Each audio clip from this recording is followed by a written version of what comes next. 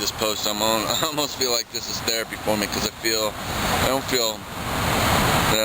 I do feel kind of shitty about allowing my aggression to rise, my choler to rise in the past couple days. I'll tell you how I failed. I played Cornet Chris. I talked a lot of smack, and I'm good at talking smack. In fact, I'm so good at it, it gets people on edge.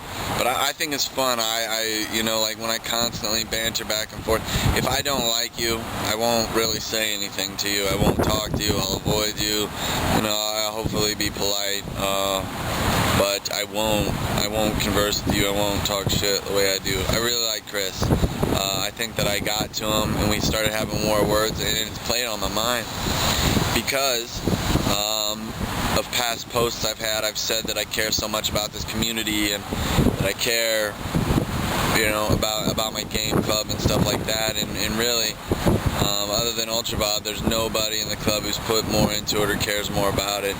The club itself, its embodiment, not the actual physical structure of the place, but what it represents as a whole.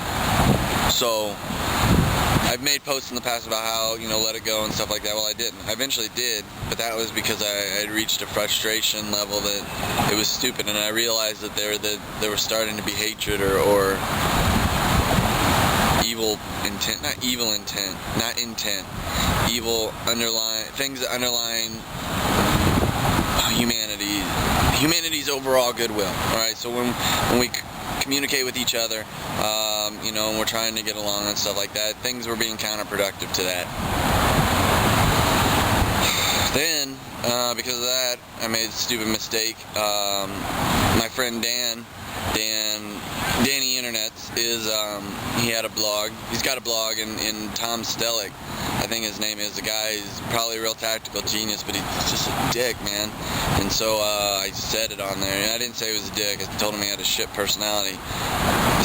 Now the reason I feel bad about that is because I didn't give consideration to what Dan's trying to do. Stellick's probably a big name, and it's good to, for me to go up there and just start slamming. That's lame. So I failed in a lot of ways. Got my collar up, and I couldn't let it down, so it was just an incorrect thing to do.